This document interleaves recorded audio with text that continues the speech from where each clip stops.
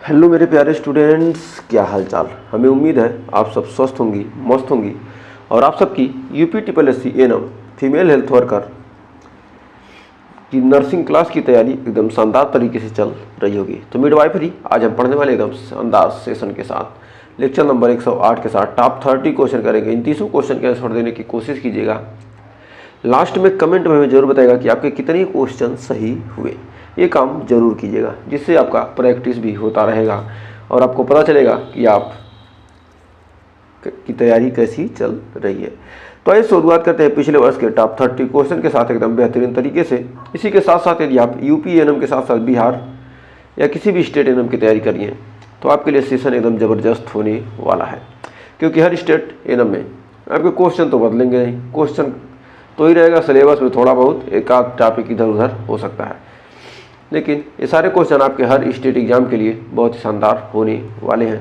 तो मिडवाइफरी का एकदम बेहतरीन सेशन शुरुआत हो चुका है। फर्स्ट क्वेश्चन आ चुका है। गर्भावस्था में उच्च रक्तचाप, प्रोटीन, यूरिया और सूजन किस स्थिति को दर्शाती है? गर्भावस्था में हाई बीपी यानी hypertension, protein urea and oedema in pregnancy, eclampsia, pre eclampsia, gestational diabetes या एमनियोटिक फ्लूइड डिसऑर्डर। तो हमारा राइट आंसर हो जाएगा गर्भावस्था में उच्च रक्तचाप, प्रोटीन, यूरिया और सूजन की स्थिति को कौन दर्शाता है? Pre eclampsia. कौन दर्शाता है? Pre eclampsia. दर्शाता कौन है? Pre eclampsia. Pre eclampsia. Pre eclampsia एक गंभीर क्या है? गर्भावस्था जटिलता है जिसमें रक्तचाप और पेशाब में प्रोटीन दोनों बढ़ जाते हैं। नेक्स्ट, अगला क्वेश्चन का नवजात शिशु की सामान्य श्वसन दर क्या होती है? 20 से 30, 30 से 60, 40 से 60 या 60 से 80। तो नवजात शिशु की जो सामान्य श्वसन दर होती है 40 से 60 बार पर मिनट होती है। यह क्या है? सामान्य श्वसन दर क्या है? 40 से 60 बार पर मिनट, यानी 40 से 60 ब्रीथ्स पर मिनट। नेक्स्ट, किस हार्मोन की उपस्थिति में गर्भावस्था की पुष्टि होती है? LH, FSH या HCG या प्रोजेस्टेरॉन। तो जो हमारा HCG हार्मोन होता है उसी के कारण क्या कहते हैं हम? गर्भावस्था की पुष्टि करते हैं।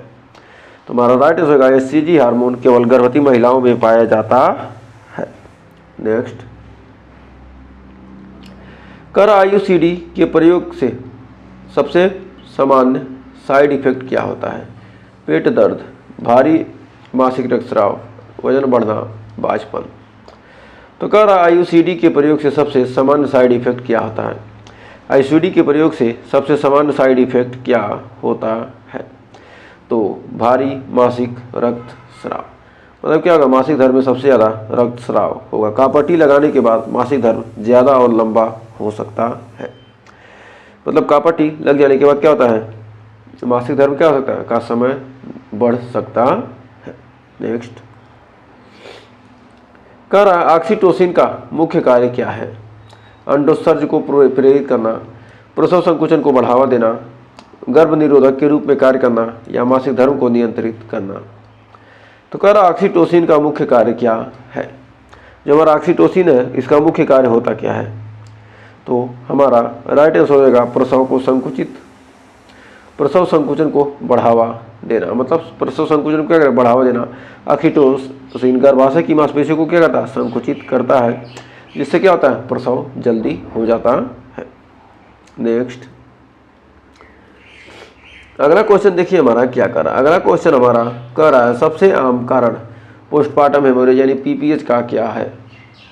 प्लेसेंटा रिटेंशन, गर्भाशय की शिथिलता, सर्वाइकल टीयर या क्लॉटिंग डिसऑर्डर। तो कह रहा है सबसे आम कारण किसका? पोस्टपार्टम हेमोरेज का। पोस्टपार्टम हेमोरेज का सबसे आम कारण होता है गर्भाशय की शिथिलता यानी यूटेराइन एटोनी। गर्भाशय संकुचन न होने पर अत्यधिक क्या होता है? रक्तस्राव हो जाता है। नेक्स्ट, अगला क्वेश्चन कर रहा है एक्टोपिक प्रेगनेंसी में भ्रूण कहाँ इम्प्लांट होता है? यूटेरस में, फेलोपियन ट्यूब, ओवरी या गर्भाशय ग्रीवा। तो हमारा जो एक्टोपिक प्रेगनेंसी होता है सबसे सामान्य जगह फेलोपियन ट्यूब होती है, जो जीवन के लिए खतरा बन सकती है। तो क्या होता है? सबसे सामान्य जगह कौन होती है एक्टोपिक प्रेगनेंसी के लिए? क्या? Fallopian tube. नेक्स्ट, अगला क्वेश्चन कह रहा है नवजात शिशु को जन्म के बाद पहला टीका कौन सा दिया जाता है? DPT, MMR, BCG, hepatitis B. तो इसका राइट आंसर आप बहुत बार पढ़ चुके हैं, तो राइट आंसर होगा बीसीजी। सबसे क्या बीसीजी का टीका जन्म के तुरंत बाद टीबी से सुरक्षा हेतु क्या किया जाता है? दिया जाता है। नेक्स्ट, स्तनपान कराने में कौन सा हार्मोन मदद करता है? प्रोलैक्टिन, ऑक्सीटोसिन, एस्ट्रोजन या टेस्टोस्टेरोन। तो स्तनपान कराने में कौन सा हार्मोन मदद करता है? स्तनपान कराने में कौन सा हार्मोन मदद करता है? तो हमारा राइट आंसर हो जाएगा oxytocin. Oxytocin let down reflex में क्या करता है? सहायता करता है। नेक्स्ट, अगला क्वेश्चन कर रहा है गर्भावस्था में के पहले तिमाही में सबसे आम जटिलता क्या है? एक्लेम्सिया, गर्भपात, प्रीमेच्योर डिलीवरी, प्लेसेंटा प्रीविया।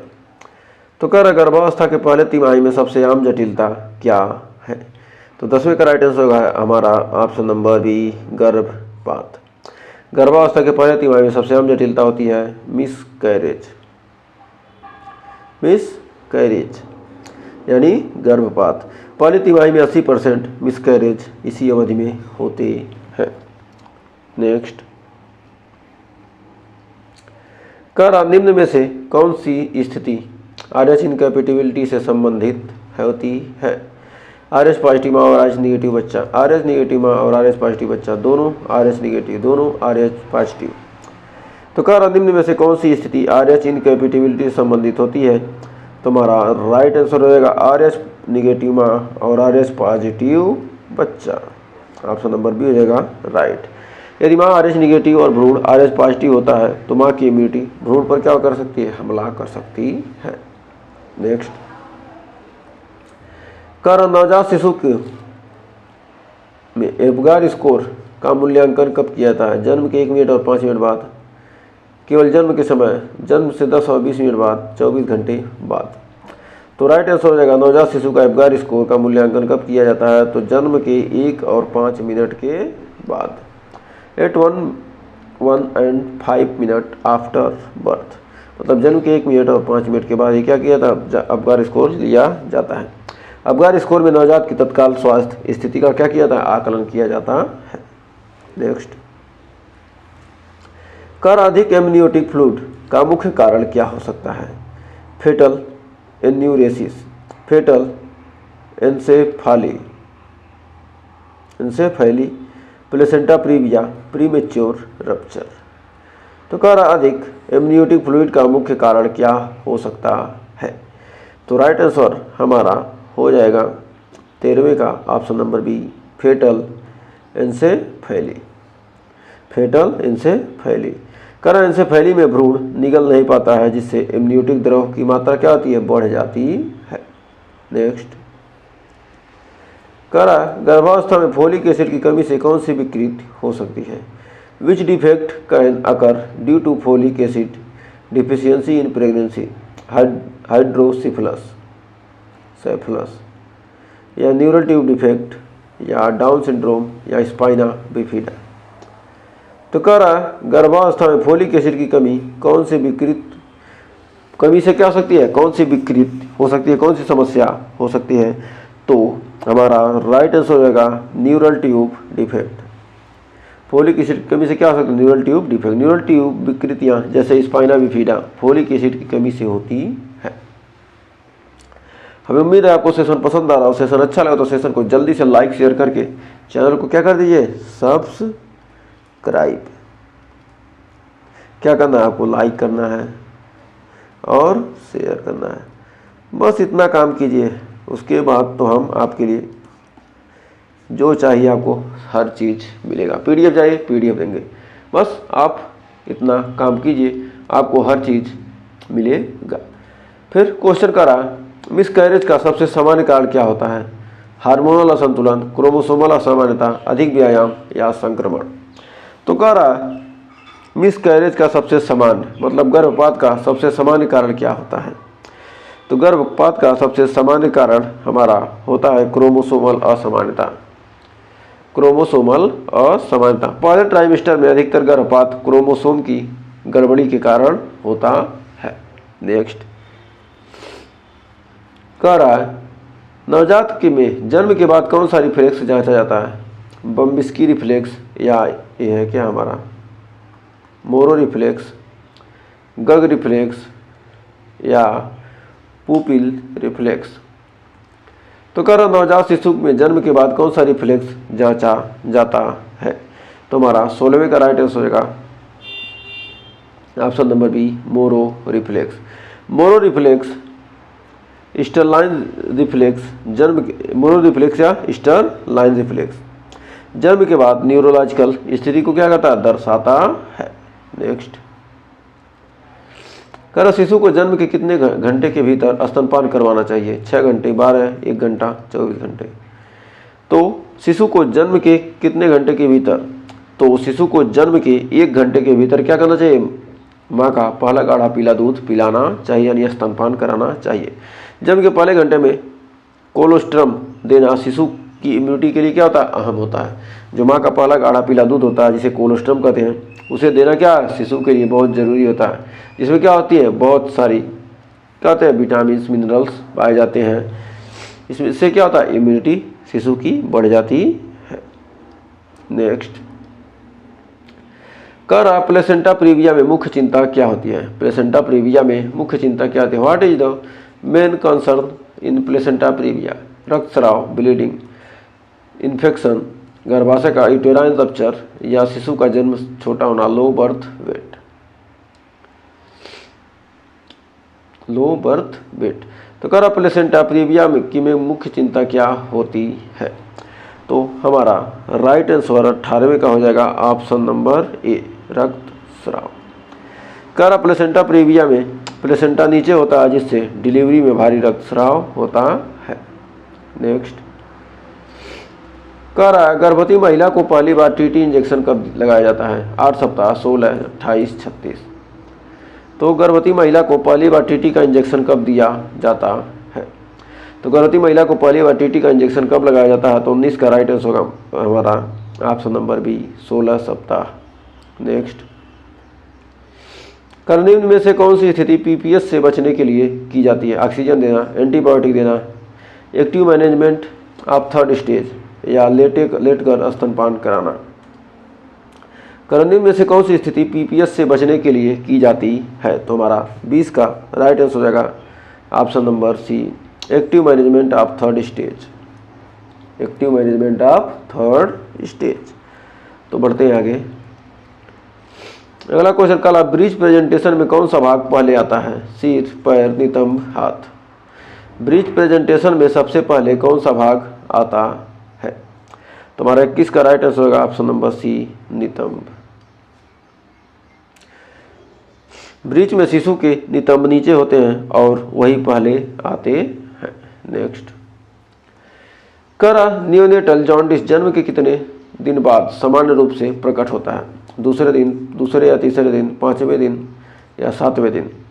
तो कह रहा नियोनेटल जॉन्डिस में जन्म के कितने दिन बाद सामान्य रूप से प्रकट होता है? तो जो फिजियोलॉजिकल जॉन्डिस सामान्यतः 2 से 3 दिन में शुरू होता है। तो यानी ऑप्शन नंबर राइट हो जाएगा ऑप्शन नंबर बी, 2 से 3 दिन में क्या होता है? फिजियोलॉजिकल जॉन्डिस सामान्यतः शुरू हो जाते हैं। नेक्स्ट, करा मातृत्व मृत्यु दर एमएमआर का माप किसके आधार पर होता है?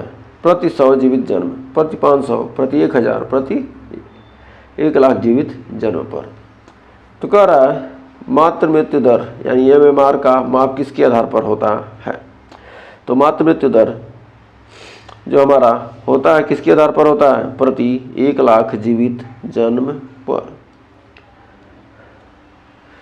प्रति एमएमआर मातृ मृत्यु दर बटे जीवित जन्म गुणे क्या होता है?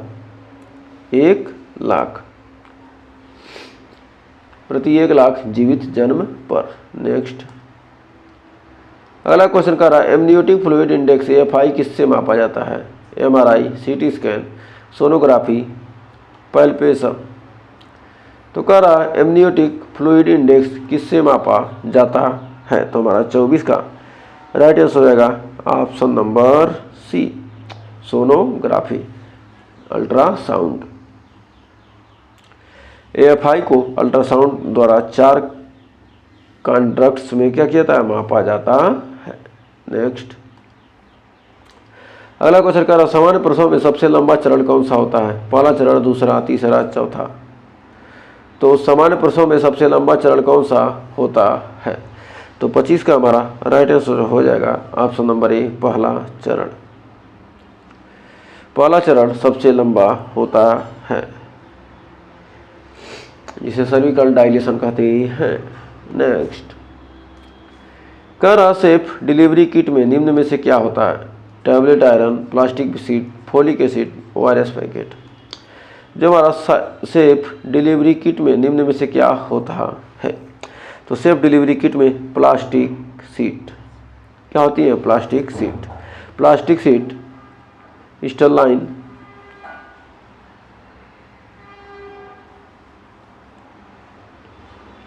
जो हमारी स्टेरिल प्लास्टिक शीट होती है वो क्या करती है, संक्रमण से बचाव करती है। नेक्स्ट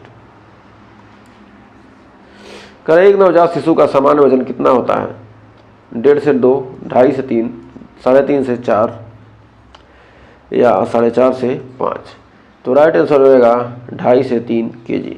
एक समान शिशु की औसत वजन होती है 2.5 से 3 किलोग्राम। नेक्स्ट अगला क्वेश्चन कर रहा है लोचिया की सामान्य अवधि कितनी होती है, 1 से 2 सप्ताह या 4 से 6 सप्ताह या 2 से 3 महीने। 1 से 2 दिन या 1 से 2 सप्ताह या 4 से 6 सप्ताह। लोचिया की सामान्य अवधि कितने दिन की होती है, तो राइट आंसर होगा 4 से 6 सप्ताह। यह गर्भाशय की सफाई की प्राकृतिक प्रक्रिया है। तो 2 क्वेश्चन और बचे हैं। तो अगला क्वेश्चन का है निम्न में से कौन सा शिशु के लिए इस खतरे का संकेत है, 2 बार मल त्याग, 98 डिग्री फ़ारेनहाइट तापमान या दूध पीने से इनकार या रिफ्लेक्स सक्रिय। कारण निम्न में से कौन सा शिशु के लिए खतरे का संकेत है, तो हमारा 29 का राइट आंसर हो जाएगा ऑप्शन नंबर सी, दूध पीने से इनकार। कारण शिशु का दूध न पीना एक गंभीर समस्या का संकेत हो सकता है। नेक्स्ट कारण किस अवस्था में गर्भाशय की पूरी छटाई होती है, पहले चरण, दूसरे, तीसरे, चौथे। तो किस अवस्था में गर्भाशय की पूरी छटाई होती है, तो 3rd स्टेज में प्लेसेंटा और झिल्लियाँ बाहर आती हैं। यानी हमारा राइट आंसर हो जाएगा तीसरे चरण में। तो मैं उम्मीद है ये टॉप 30 क्वेश्चन आपको क्लियर हो गए होंगे। 30 में कितना क्वेश्चन आपने सही किया, हमें क्या करना है, आपको कमेंट में बताना है। और सेशन पसंद आया तो सेशन को लाइक, शेयर और चैनल को अभी तक सब्सक्राइब नहीं किए हैं तो सब्सक्राइब ज़रूर कर लीजिए, क्योंकि बस आप हमारे लिए इतना काम कीजिए, हम आपके लिए बेहतरीन से बेहतरीन कंटेंट देने की कोशिश करेंगे।